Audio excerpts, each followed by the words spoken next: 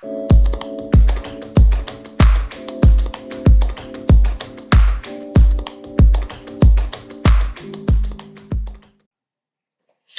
Student अस्सलाम वालेकुम। कल हमने या previous day patterns of organization देखे थे, जिसमें हमने सिमेट्री को डिस्कस किया था और देखा था कि डिफरेंट टाइप ऑफ सिमेट्री है, जिसमें हमने कहा था कि रेडियल सिमेट्री है, बाई रेडियल सिमेट्री है, बाईलैटरल सिमेट्री है, कुछ एनिमल्स एसिमेट्रिकल होते हैं।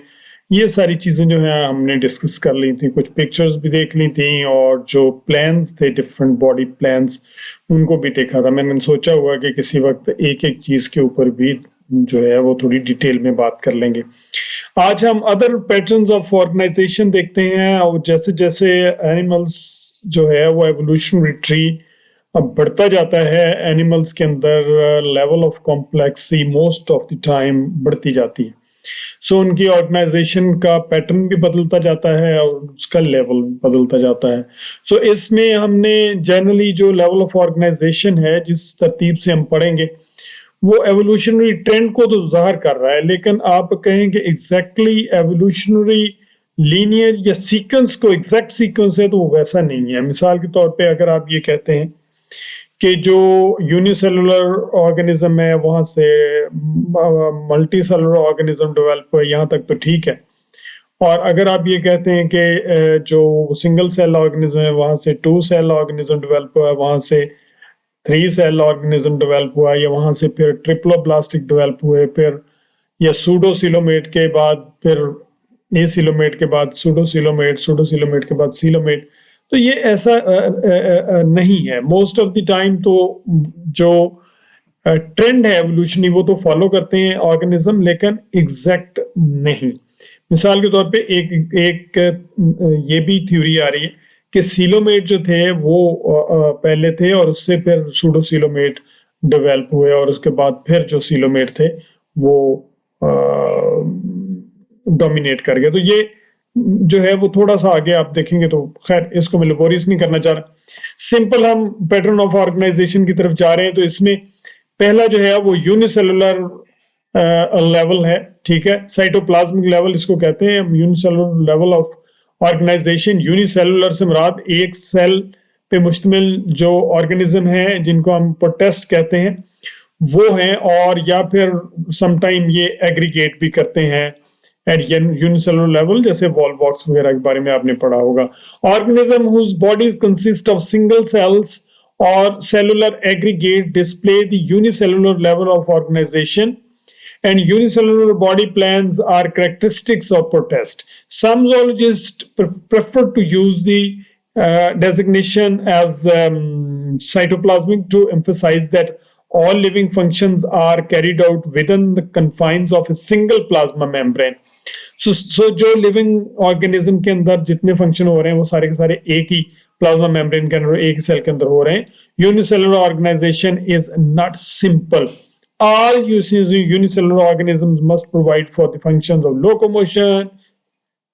ज़ाहिर है हायर एनिमल या ऑर्गेनिज्म भी चलते हैं, लोकोमोशन है उनके अंदर, फूड एक्विजिशन अपनी खुराक हासिल करते हैं, एक्विजिशन का मतलब हासिल करना, डाइजेशन उनके अंदर होती है, वाटर एंड आयन रेगुलेशंस होती हैं, सेंसरी परसेप्शंस हैं, बहुत सारे ऐसे जो टेस्ट हैं। लाइट अगर उन पे डाली जाए तो वो बिहेवियर शो करते हैं, या पॉजिटिव नेगेटिव, या तो लाइट से अवे भागेंगे जिसे नेगेटिव फोटोटैक्सिस कहते हैं, या लाइट की तरफ आएंगे जिसे पॉजिटिव फोटोटैक्सिस कहते हैं।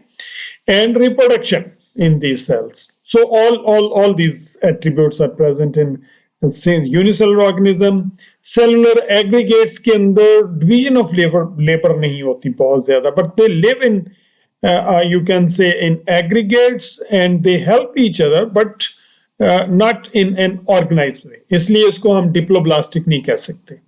जो नेक्स्ट लेवल ऑफ ऑर्गेनाइजेशन है वो डिप्लोब्लास्टिक ऑर्गेनाइजेशन है। So cells are organized into tissues in the most animal phyla.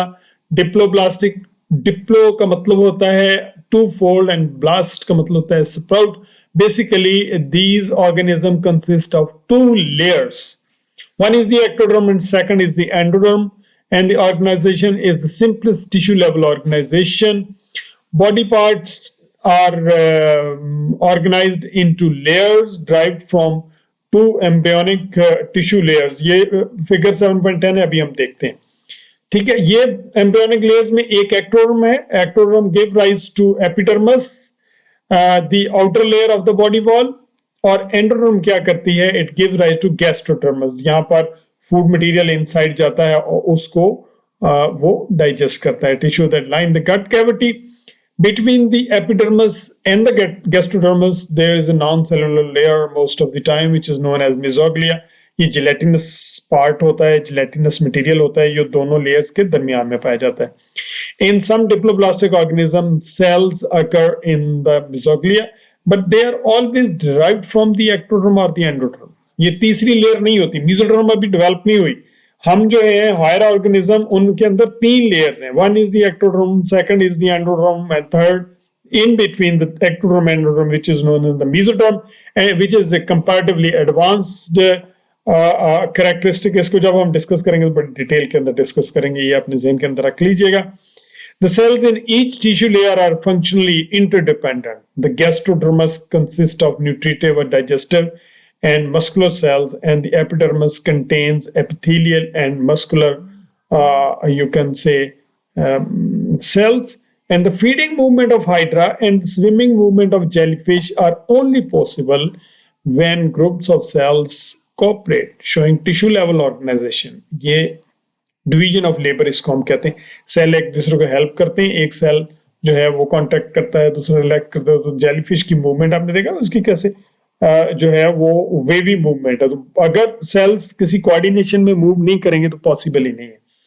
इसी तरह से हाइड्रा के जो टेंटिकल्स हैं उनकी मूवमेंट पॉसिबल नहीं है. सो cell work in you can say in an organization with a specific sequence.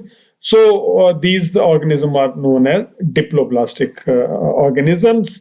और इसमें आप ये देखिए, ये 7.10 फिगर है. इसमें जो आउटर लेयर है कॉलमनर सेल्स हैं, ये एक्टोडर्म है. जो इनसाइड है which is in the yellow colour, that is endoderm. And in between non cellular layer है which is known as mesoglea. Sometime कुछ सेल यहाँ से टूट के इसके अंदर जरूर आ जाते हैं, यहाँ से भी आ जाते हैं, जिनको अमीबॉइड सेल्स कहते हैं. ये बेसिकली बैक्टीरिया वगैरह को इसके अंदर से पकड़ते हैं और समटाइम जो मूवमेंट है मटेरियल्स की उसमें भी हेल्प आउट करते हैं. बट ये it's not a cellular layer actually. वो सेल भी या तो एक्टोडर्म के होते हैं या एंडोडर्म के होते हैं. ठीक है, आई थिंक स्टूडेंट्स आपको जो है कुछ आइडिया हो गया होगा. और इसको जब आप रीडिंग देंगे और दोबारा से रीडिंग देंगे तो आप इसको बहुत अच्छे तरीके से समझ जाएंगे. कल हम ट्रिप्लोब्लास्टिक ऑर्गेनाइजेशन के बारे में कुछ पढ़ेंगे इंशाल्लाह.